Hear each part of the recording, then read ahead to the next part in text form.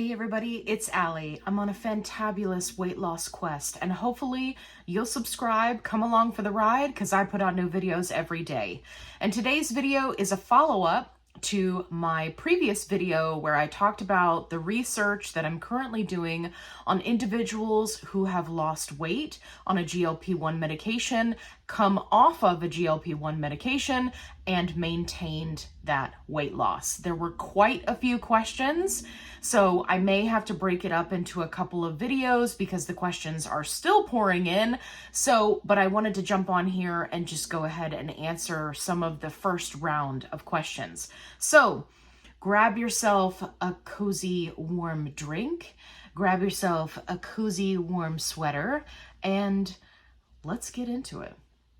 All right, I'm going to be looking over at my screen because I documented everybody's questions, so I make sure that I don't miss any.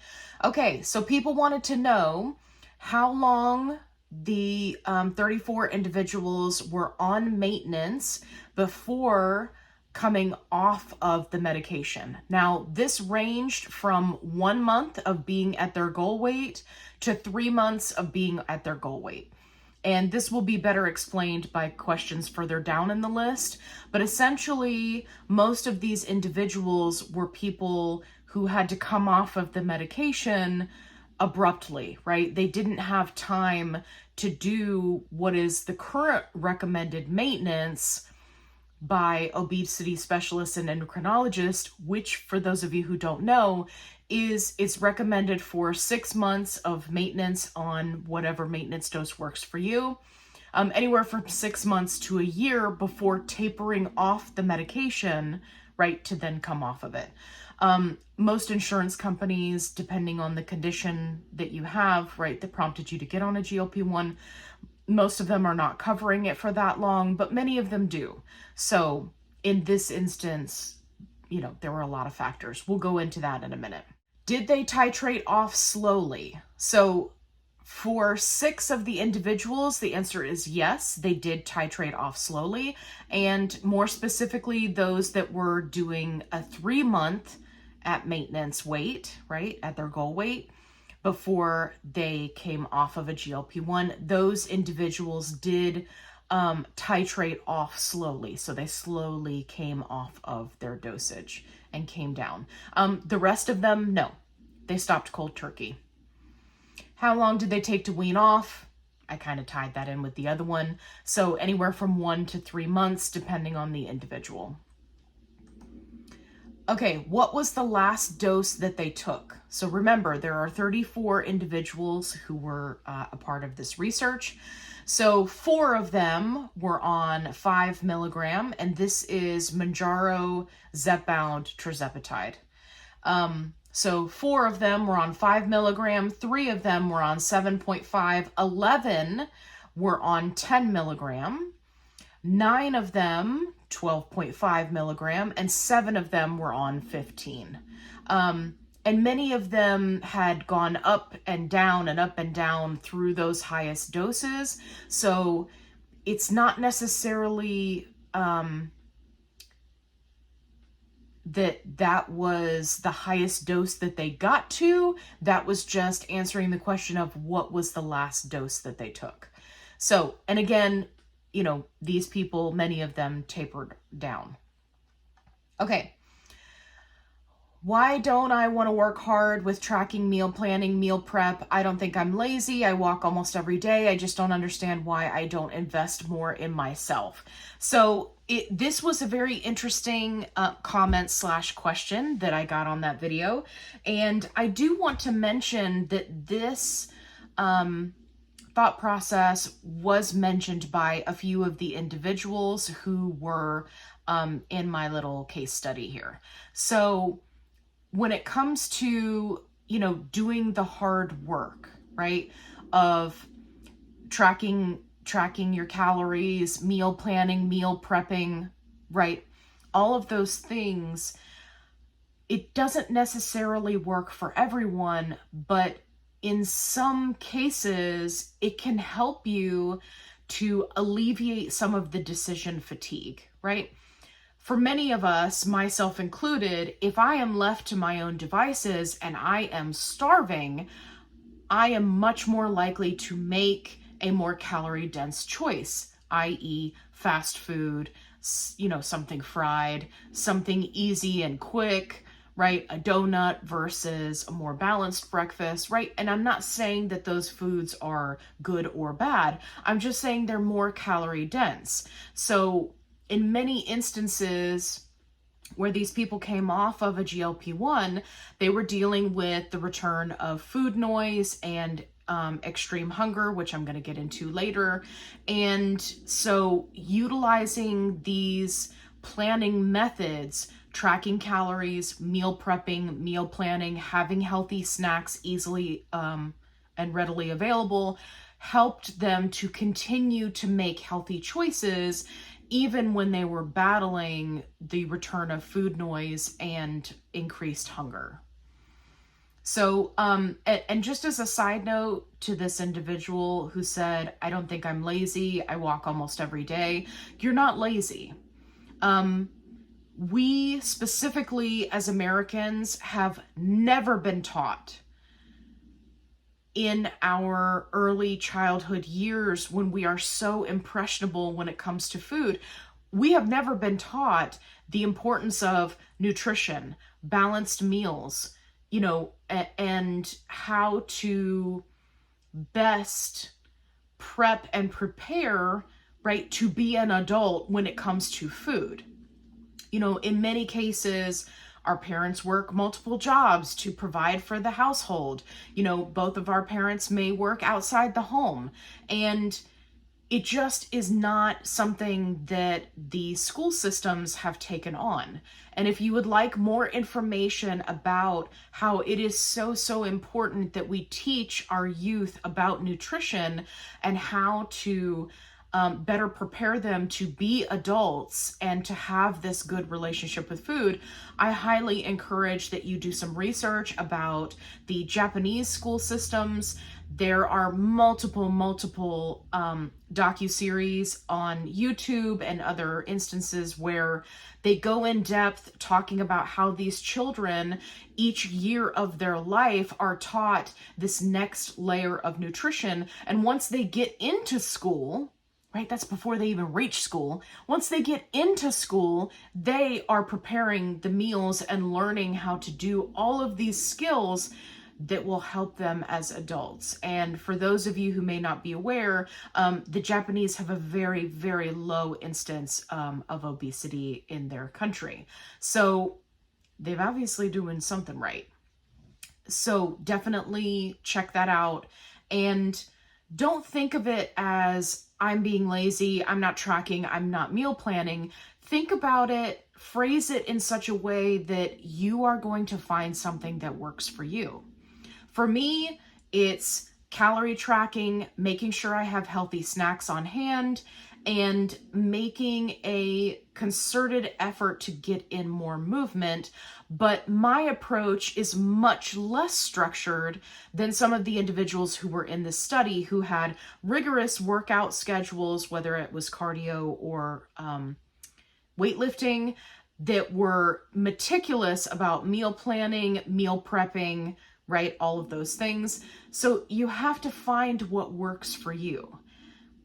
And the only person who can do that is you. So you definitely want to do what you mentioned here, which is invest more in yourself. It will make your life easier. It will set you up for success long term, and it will alleviate a lot of the stress that I know can be caused from, being in that moment of hunger and having to make a healthy choice. Somebody else commented, I'm someone who could lose weight but struggle with maintaining weight loss. I feel like I'm white knuckling all the time. So this is very important when it comes to looking at coming off of a GLP-1. So maintaining weight loss is a completely different beast than losing weight. And I'm going to say it again for the people in the back. Maintaining weight loss is a totally different beast than losing weight.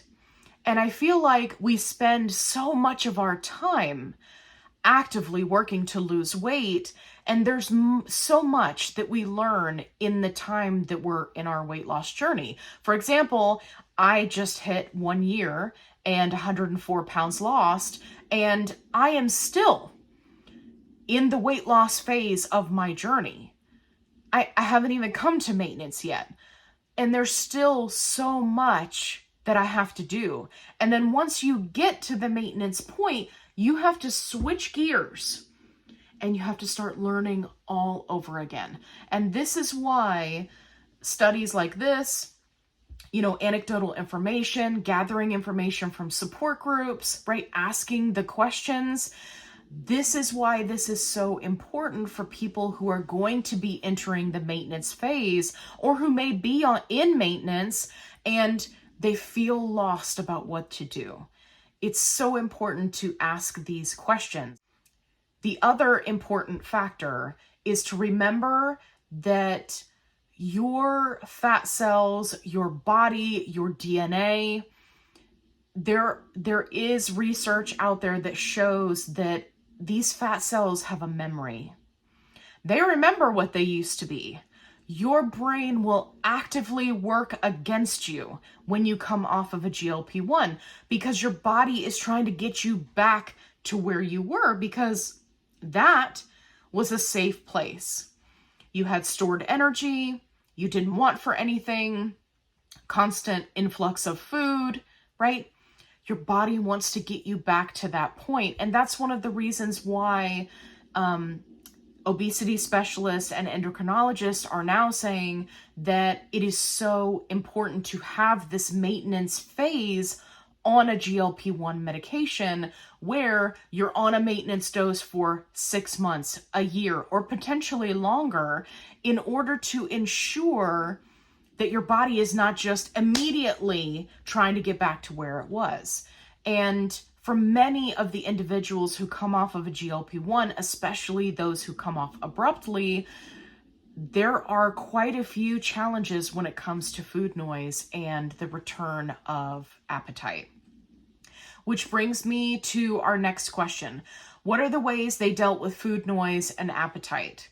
So everyone consistently across the board talked about this in great detail, and many of the things that were mentioned were prioritizing protein.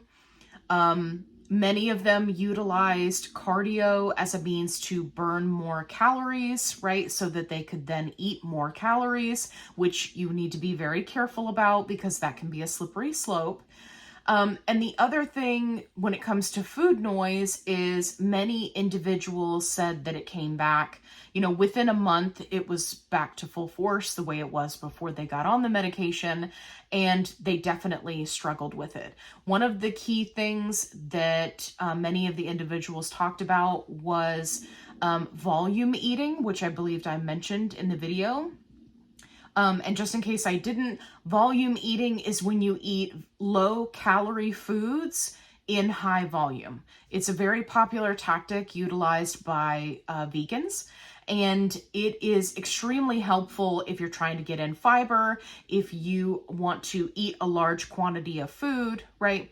So for example, a large salad with, healthy, low-calorie ingredients like fruits and vegetables is going to fill you up, provide you with that fiber, and then also it gives you kind of that satisfaction of the food noise because you ate a lot of food all at one time. And there were quite a few individuals that I spoke with who were utilizing this strategy, and it is something that I've talked about on my channel before. So when I am still on a GLP-1, and towards the end of the week, right, it kind of wears off and then you find yourself ravenously hungry. And the example that I like to use is green beans.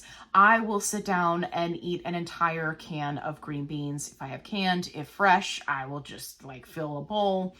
and I'll eat however much of it that I want. Green beans are extremely low calorie and they are delicious, and you can make them any number of ways. I'm sure that everyone has seen on TikTok the videos circulating of the various cucumber salads that you can do. Again, very low calorie, lots of hydration in cucumbers, lots of fiber. So if you plan accordingly and utilize some of these strategies, it may help you on your health journey. Did they feel like it was easier after a GLP-1, or did it feel like going back to white knuckling? So for many of the individuals, it was going back to white knuckling. And I know that that's not something that people want to hear, specifically when it comes to food noise, right? If you have food noise, if it was extreme before, it is likely going to go back to that. And that is something that you're going to have to work through, which can be very challenging. But for many people in this specific study, they did mention that while it wasn't easier after coming off of a GLP-1, it was different. And let me explain. So they learned so much on their weight loss journey, right? Prioritize protein, make sure you're hydrated, make sure that, you're getting in that fiber, like all of these things and all of these strategies, right? Volume eating of low calorie foods. All of these various strategies then helped them when it came time to battle that food noise and that appetite. So while it wasn't necessarily easier, they did have tools kind of in their arsenal that they could pull from to help them. Whereas before starting a GLP-1, right, they didn't. So not necessarily easier, just different. Okay. Why did they stop? This was a very common question that was on the thread. And it varied from individual to individual, but for the most part, the reasons were cost. They were dropped by insurance and they weren't comfortable, paying out of pocket with a compound.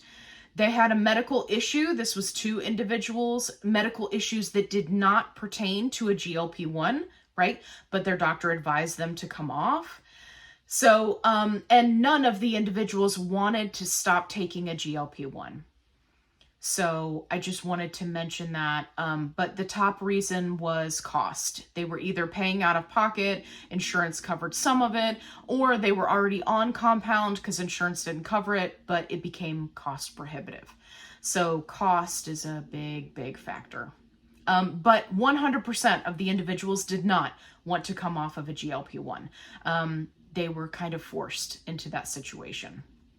I have yet to meet someone who wanted to come off of a GLP-1. Okay, the age range. This was another big question. So their ages ranged from 28 to 64. And I tried to make sure that we had a big enough range, right? Especially ladies, right? Getting that higher age range. And there were a few of the female contestants, if you will, that were actively in menopause, right? Or had already passed it.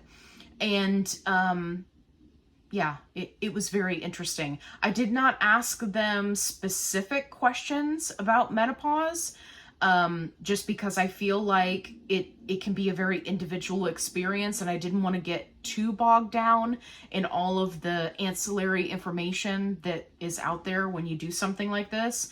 But yes, but 28 years old all the way up to 64 years old. Okay. Did any of them use peptide cycling? So if you're not familiar with this term, this is where people will use a peptide like Tirzepatide, Semaglutide, for a period of time and then take a break for a period of time and then come back, right, at the lowest dose and kind of start over again. So none of these individuals utilized peptide cycling. I will be talking about peptide cycling because I feel like it's kind of a mixed bag from the research that I've done. And in short, just to give you the short version, There are many people who can do peptide cycling and they have success. There are some people who do peptide cycling and the second time around, it's just not as effective or may not be effective at all. But like I said, I'm going to do a video in the future about peptide cycling. So, okay, how many of them were lifelong obese, meaning since childhood? So for my research purposes, I included anyone in this category who was overweight or obese before the age of 21. 21 was kind of my breaker point because, essentially you're not really done cooking at that point. So 21, younger. Were they overweight or obese? 17 of the individuals fell into this category of lifelong obese, as the commenter described it. So were they all lifelong obese? No, but many of them became overweight as an adult, or obese as an adult. But specifically, lifelong obese, any of them who were obese or overweight before the age of 21, that's 17 of the 34 individuals. I hope you found this video entertaining. If you did, make sure you give me a thumbs up. It really helps my channel. If you haven't subscribed, then what are you doing? You're crazy. Because I am always doing crazy stuff like this. Studies, helpful tips and tricks. Make sure you check out my other videos that can help you on your health journey. If you're looking for a positive only support group, I've got you covered. Link is in the description box below. If you have more questions about this specific study that I did, please bear in mind that I cannot answer personal questions about these individuals because I promised that I wouldn't. But if you want to post your questions in the comments below, I will definitely review them. And if I can answer them, I will. And I will make a video and include your question. And as always, be kind, rewind.